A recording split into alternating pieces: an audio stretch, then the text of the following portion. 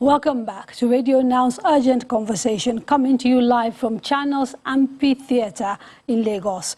Now, we are focusing today on insecurity in Nigeria.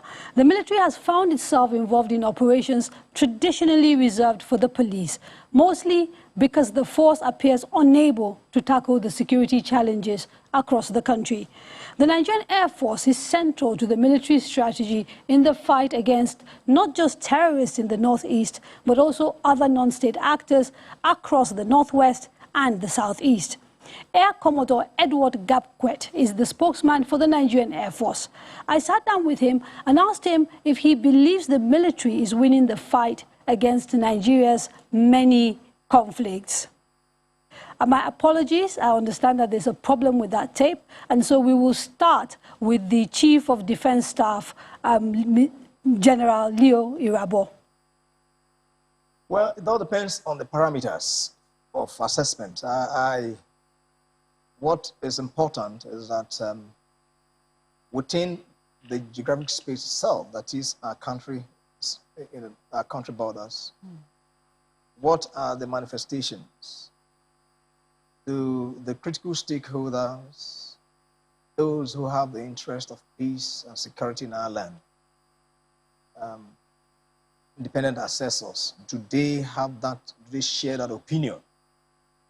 If you do a comparative analysis, and that is within the time frame that you have indicated, would that be their assessment? Would that be their judgment? So what are the sort of things you would be looking at in comparing then and now? Of course, just earlier on, you alluded to the fact that there are mass defections amongst the terrorists. Those defections didn't just come. It came because there were some focused actions and activities of and it's not because of infighting between the groups, well, which is what the story is out there. Of course, there are multiplicity of factors, I must tell you, and of course, the most prominent being the kinetic impact of our operations. Kinetic implying the use of force. Right. We are countering force with force. These elements have had to defect. And so it's this defection to superior power that has led to it. We are not going to rest on our oars because we've had such high numbers defecting. But I'm only bringing it out to show that a lot has happened, quite a lot of mileage we have traveled along that path. And so if the Global Terrorism Index assessors do not or tend to discount those efforts, then of course I do not need to blame them. I only am more encouraged by the assessment of those that are within, who of course are part and parcel of the space itself. Now, some have defected, but we've also seen some move into parts of the northwest and parts of north central, places like Niger State, for example, my own state, Zamfara State, increasingly seeing armed conflict by non-state actors that is as vicious as some of what we've seen with Boko Haram, in some cases even more. When you look at the conflict in the northwest, north central, and even parts of the southeast, what are sort of the peculiarities of the issues that the military is dealing with when it comes to these different conflicts across Nigeria? When you have measures that have been taken to address those threats, the terrorists themselves and the criminal gangs themselves are not fools.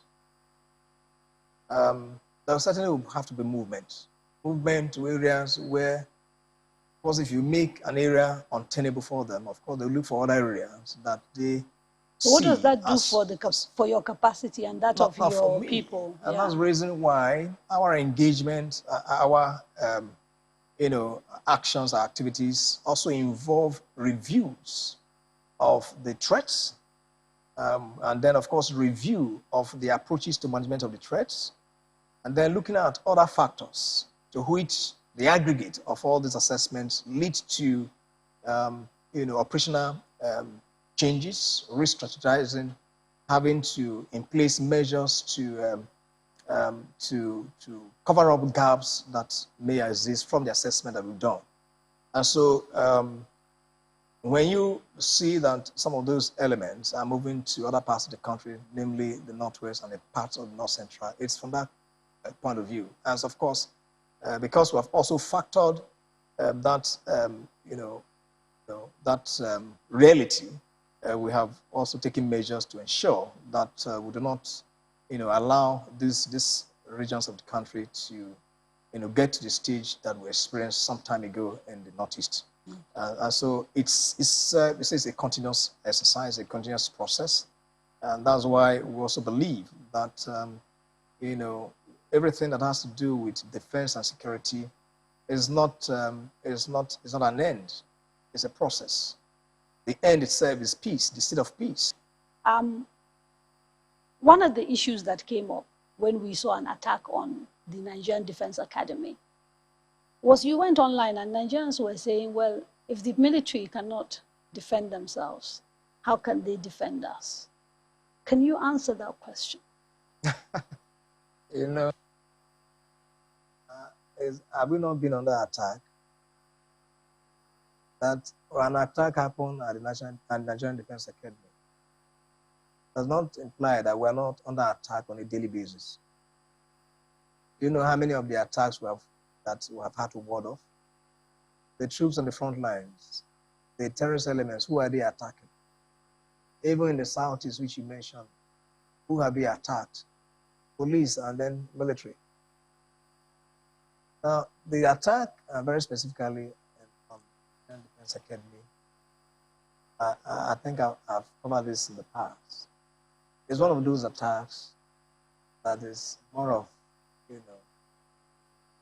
what I could liken to an armed robbery attack of any unsuspecting individual. So to you, it does not indicate a weakness in the army or in the military? But in any case, that's the training institution. Now that it's called Nigerian Defence Academy or Military Academy does not mean that it's not the same as any other school.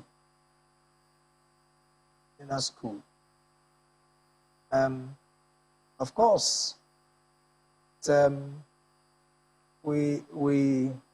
course, I was embarrassed that we did not, we did not foresee such a threat. The Nigerian Defence Academy is not a place where we could assume, we could think that we should fortify to such a level that the liberty that's required to be able to emplace, the level of leadership, learning, and skills, we lost. But that, of course, is a lesson we've, factored, and but that does not in any way, dampen, the preparedness of the armed forces of Nigeria to do what it should. Now, it does not in any way speak to our weakness and our inability to defend the nation. No, that's not at all.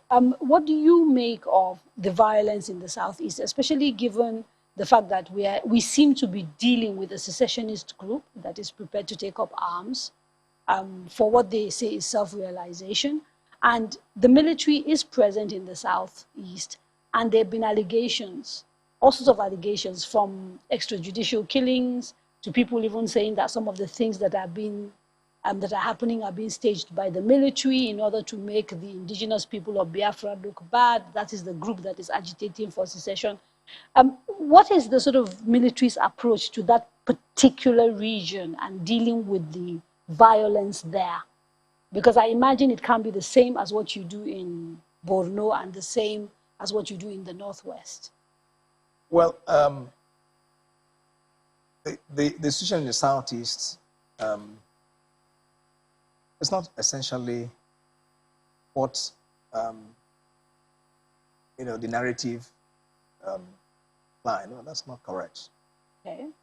The situation in the Southeast, of course, there's some level of violence. The military is present, just like any other part of the country. Even before the escalation of violence in the Southeast, the military has always been there. always had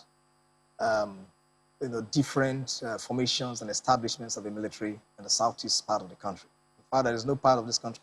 So when you hear that the military has increased its presence in the southeast, I say, no, you're wrong. We have always been there.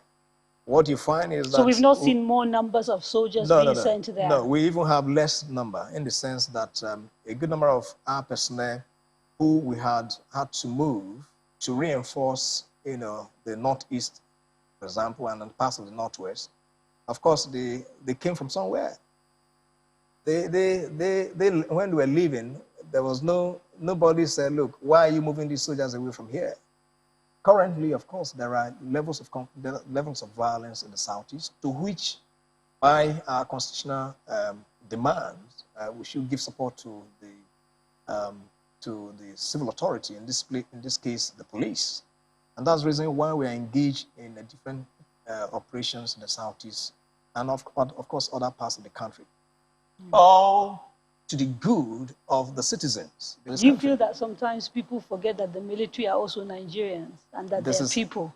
Of course. I mean, we are all Nigerians as soldiers. And so we wouldn't, of course, in any way, take up arms against our kids and kin. It's not possible.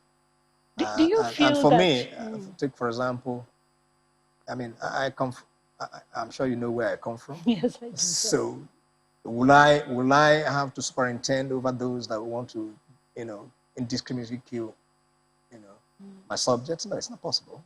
You have a budget of almost 3 trillion naira. Yeah. And this is the second highest budget in sub-Saharan Africa, second only to South Africa. Is it sufficient? Is that good for the resources that you need to wage these different campaigns that you are, waging across this country? Can I tell you that resources certainly cannot be sufficient at any time? Yes, 3 trillion. What is 3 trillion? 3 trillion, of course, for defense, for the 2020 budget, which is good. Yes. So what's that figure? May I remind you that in the United States, for example, if you go... But we are not the United States. I'm just giving you... because you made comparative, you talked about South Africa, and then, of course, ours being third, largest. Second is the second largest in sub-Saharan Africa. In sub-Saharan Africa. But I'm also letting you know that in 2021, in the U.S., the defense budget was around $705 billion. Yeah, but the size of the economy is also different from ours. 1 minute.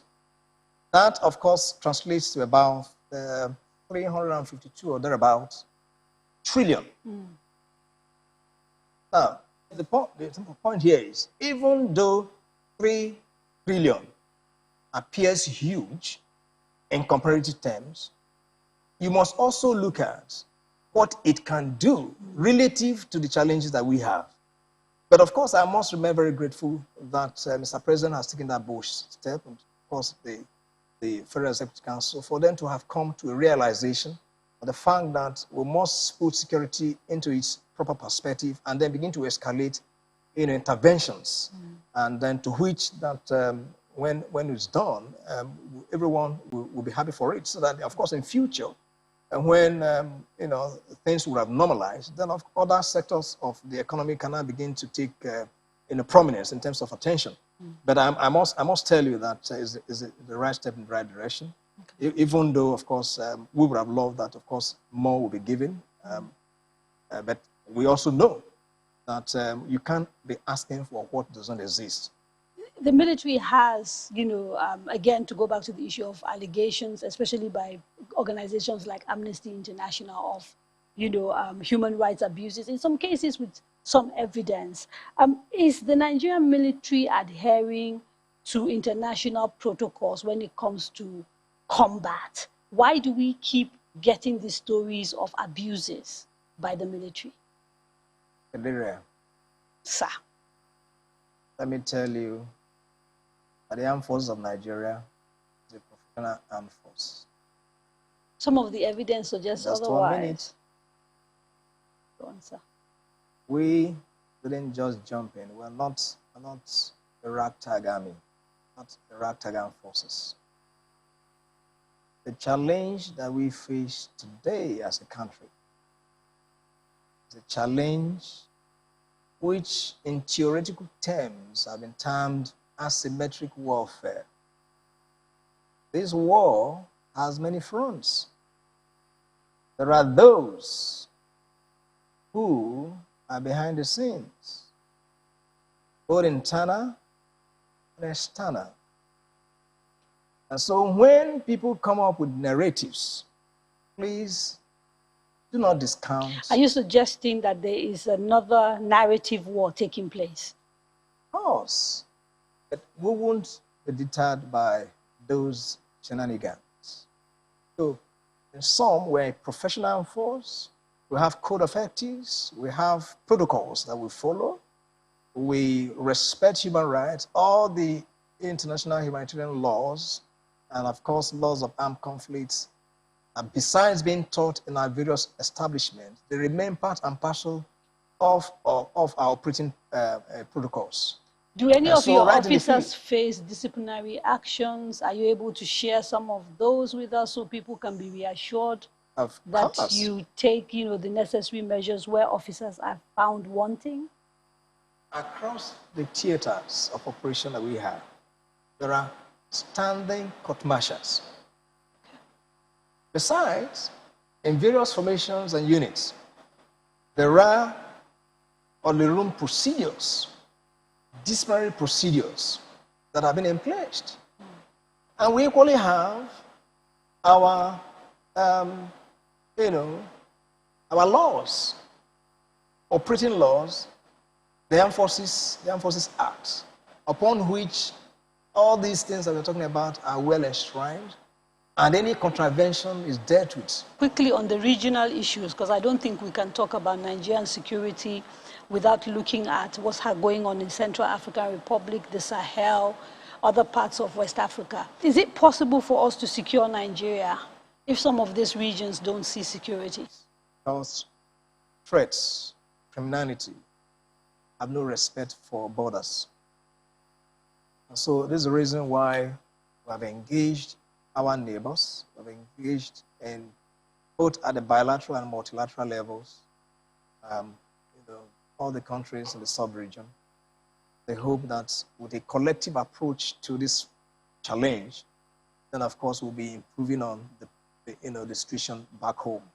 But of course, the security must be viewed not from just national perspective. It must also, take into consideration what happens within the sub-region and of course the region itself, and even globally.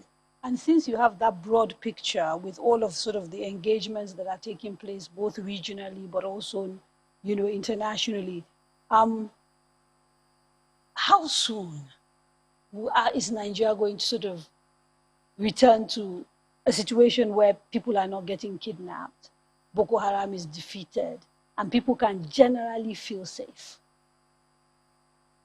Very soon, I would say, but may I remind you... Soon, as in 2 years, 1 year, 6 months? Just 1 minute. Yes, sir. May I remind you that currently Mr. President is in Glasgow. But the whole world leaders, they're in Glasgow. What has taken them there? That faces the world. Nigeria is within that global world, global environment. And so manifestations that you find in our shores, violent in nature, must also be linked to the global threat profile. But that it's not to mean that we will not escalate actions to be able to address them.